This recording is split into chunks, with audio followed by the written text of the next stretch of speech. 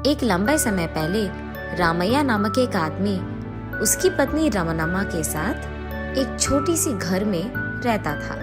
वो रिक्शा चलाते हुए अपने बीवी की देखभाल करता था। फिलहाल उसकी बीवी का सेहत ठीक नहीं है, इसीलिए बूढ़ा होने के बावजूद रामैया उसके बीवी की दवाइयाँ के लिए सारा दिन मेहनत करते रहता है। रिक्शा चलाकर आए हुए जो भी पैसे वो अपने बीवी के दवाइयों पे ही खर्च करता था। ऐसे दिन गुजरते आए, लेकिन उसकी बीवी की ठीक जांच न करवाने के कारण रमनम्मा का सेहत और भी बिगड़ता है। उसके आंखों के सामने ही उसकी बीवी की हालात बिगड़ते हुए देख रामैया अपने आप में, हे भगवान, मेरे कमाए हुए पैसे तो वैसे भी कुछ काम के नहीं हैं और दूसरी तरफ मैं बूढ़ा हो रहा हूँ, ज्यादा काम भी नहीं कर पा रहा हूँ। हाँ, अगर मेरे बच्चे मेरी मदद करते तो आज ये दिन देखना नहीं पड़ता। ऐसे कहकर रामैया उसके अतीत में फिसल जाता है। रामैया के रामभद्रम और वीरभद्रम नामक 2 बेटे थे। उस समय में रामैया रोज के कूली का काम करता था और क्योंकि उसको अपने बच्चों को एक अच्छी विद्या देनी थी, वो एक ही दिन में 2-3 जगहों में काम करता था। रामैया सोचता था कि उसके बच्चों को कोई दिक्कत नहीं होनी चाहिए। ऐसे कुछ समय बीत जाता है। एक दिन बड़े हुए दोनों बेटे अपने पिता के पास जाकर, पापा, हम उच्च अध्ययन करना चाहते हैं। ऐसे कहते हैं, पढ़ो बेटा, तुम लोग ऊंची कक्षा में पढ़कर अच्छी नौकरी करते हुए खुश रहो। बहुत हो गया तुम दोनों का पढ़ना। तुम्हारे पढ़ाई के चक्कर में तुम्हारे पिता यहाँ सुबह और रात बहुत मेहनत करके पैसे कमा रहे हैं। अरे तुम चुप रहो, बच्चों के लिए नहीं तो और किसके लिए करेंगे इतना? हमारे मेहनत के बारे में बच्चों से क्यों कह रही हो? हम कुछ भी करके जी लेंगे, बच्चे खुश रहे यही हमारे लिए बहुत है। उन दोनों की खुशी के लिए हम कुछ भी करेंगे। तुम दोनों शहर जाने की तैयारी करो बेटा, मैं और तुम्हारी माँ कूली का काम करके पैसों का इंतजाम करेंगे। ऐसे कहता है रामैया।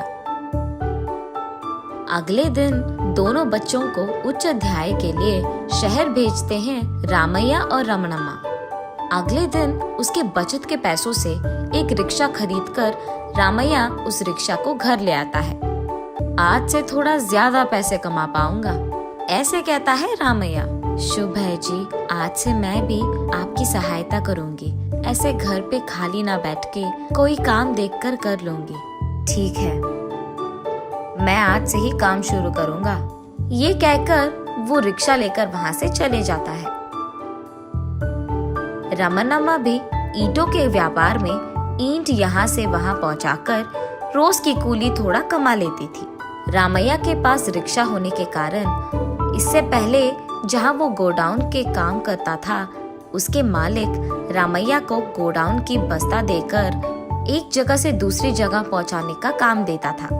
फसल के गोडाउन में फसल के बैगों को एक जगह से दूसरी जगह पहुँचाते हुए बाकी खाली समय में ग्राहकों को एक जगह से दूसरी जगह तक पहुँचा देता था। ऐसे वो कुछ पैसे जमाता है। ऐसे वो दोनों बहुत मेहनत करके पैसे बचाकर उन पैसों को थोड़ा भी खर्च किए बिना जब भी उनके बेटे पैसे मांगते थे, उनको सारा का सारा पैसा दे देते थे ताकि उन दोनों को कोई दिक्कत ना हो। ऐसे कई दिन बीत जाते हैं। कुछ दिन बाद उन दोनों बेटों की अच्छी नौकरियां लग जाते हैं। वो दोनों तो सुंदर लड़कियों से शादी भी कर लेते हैं। वो विषय वो अपने माँ बाप को फोन पे एक दिन कहते हैं। माँ बाप को समझ में नहीं आता है कि वो इस बात का खुशी ले कि वो दोनों अच्छे नौकरियां लेकर सेटल हो गए, कि इस बात की दुख करें कि माँ बाप को बताए बिना उन दोनों ने शादी भी कर लिया। अच्छा बेटा, तुम लोगों की खुशी में ही हमारी खुशी है। थोड़ा दुख तो है कि हमें कम से कम बताए बिना तुम दोनों ने शादी कर लिया, लेकिन चलो अब जो हो गया सो हो गया। बहुओं को लेकर घर तो आ जाओ बेटा। पापा, वो क्या है कि वहाँ आने का समय अब हम लोगों के पास नहीं है। समय देखकर आ जाओ बेटा, माँ तुम लोगों को बहुत याद कर रही है, ऐसे कहता है। ठीक है ठीक है, ऐसे रामभद्रम फोन कट करता है। घर जाकर जो कुछ भी हुआ रामैया रमनम्मा को बताता है। तब रमनम्मा, हाँ देखा आपने, हमें बताए बिना शादी तक कर लिया इन लोगों ने। अरे छोड़ दे, जो हो गया सो हो गया। बहू बेटों को मैंने घर बुलाया, वो लोग आ जाएंगे, ठीक है। ये कहे कुछ दिन बीत जाते हैं। रामैया और रमनम्मा दोनों अपने बेटों का इंतजार करते ही रहते हैं और बेटों से उनको कोई समाचार नहीं मिलता है। इसी कारण रामैया अपने बेटों को फोन करता है। क्या हुआ पापा, क्यों कॉल किया आपने? मैं और माँ तुम लोगों के घर आने का इंतजार कर रहे हैं बेटा। तुम लोगों के घर आएंगे कहकर बहुत दिन हो गए ना, इसीलिए। अब आना नहीं होगा पापा, कितने बार कहूँ मैं आपसे। बेटा वो माँ तुम लोगों को बहुत याद कर रही है, एक बार आके तो चले जाओ। रामभद्रम के ठीक बगल में मौजूद वीरभद्रम फोन लेकर, पापा भैया बोलने के लिए शर्मा रहे हैं कि हमारा पिता एक रिक्शा पुलर है तो हमारी बेइज्जती हो जाएगी, और इतना ही नहीं, बहुएं वहाँ आएंगे भी तो उस छोटी घर में रह नहीं पाएंगी। इसलिए आप इस बात को समझ लो, हजम कर लो और हमें फोन करना बंद करो। ये कहकर फोन काट देता है। रामैया को मुंह से बात नहीं निकलती है और आंखों से आंसू निकलती है। ऐसे रोते वो अपने घर पहुंचता है।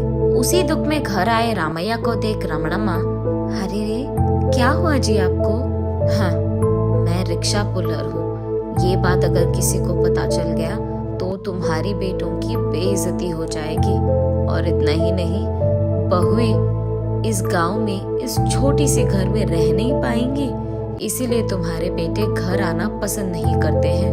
उन्होंने यही बात किया था फोन पे। ये सुनकर रमनम्मा, क्या मेरे बेटों ने इतनी बड़ी बात कही? निराश होते हुए हाँ का इशारा करता है रामैया। मेरे कहने के बावजूद आपने सुबह रात हर दिन बहुत मेहनत की है उन लोगों के भविष्य के लिए, उन लोगों के महान बनने के लिए।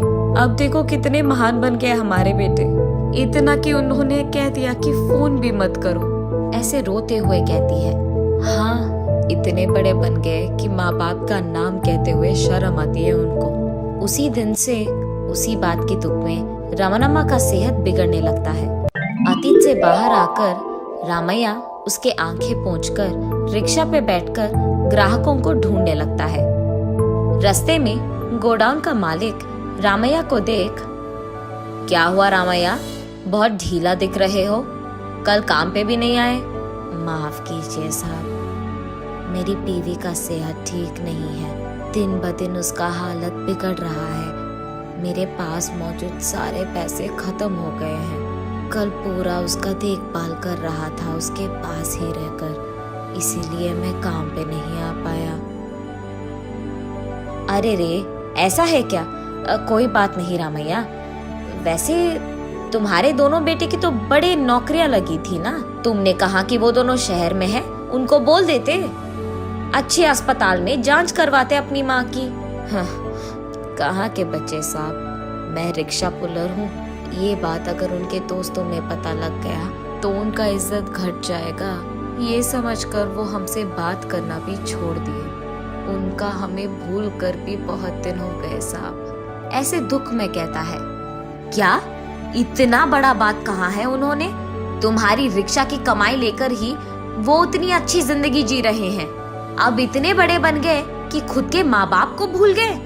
अच्छा, ऐसे कहकर अंदर से कुछ पैसे लाकर रामैया को देते हैं। जाकर अपनी बीवी की जांच करवाओ, उनके ठीक होने के बाद ही वापस काम करने आओ, समझे? अरे रे साहब, इतना पैसा? तुम पहले पैसे लो और अपनी बीवी का इलाज करवाओ, जाओ, ऐसे कहता है।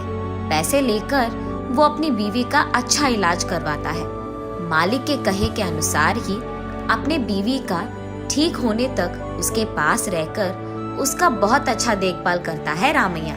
उसके बीवी के सेहत के ठीक होने के बाद ही रामैया रमनम्मा से जो भी हुआ बताता है।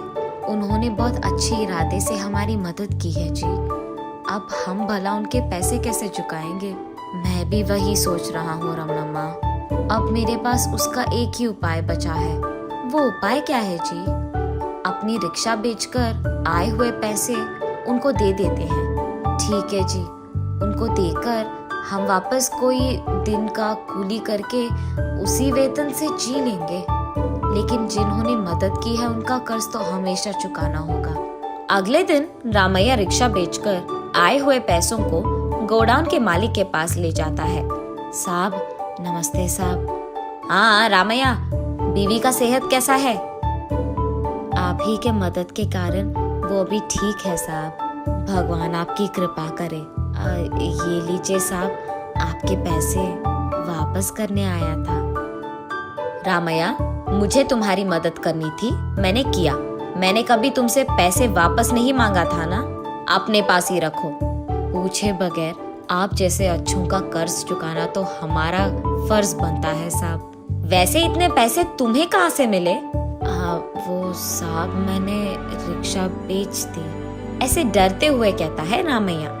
तो फिर तुम कल से क्या काम करोगे रामैया? मैं तो कोई कूली का काम कर लूंगा साहब। रामैया की अच्छाई देख मालिक कहता है, ठीक है, वहाँ पे वैन पड़ा है, तुम कल से यहाँ आकर वैन चलाते हुए काम कर लो।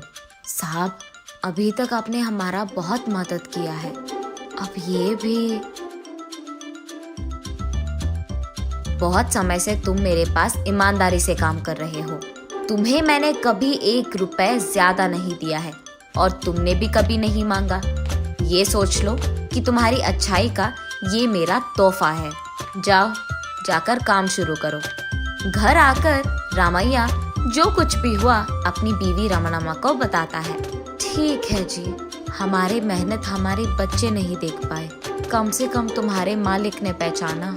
कम से कम वो तुम्हारी मेहनत का इज्जत करते हैं। हाँ, बात तो सच है। ये कहकर उस दिन से वो दोनों खुशी से जीते हैं। नैतिक, अगर मेहनत और ईमानदारी से काम करोगे तो कोई ना कोई रूप में वो लौट के तुमको आ ही जाएगा।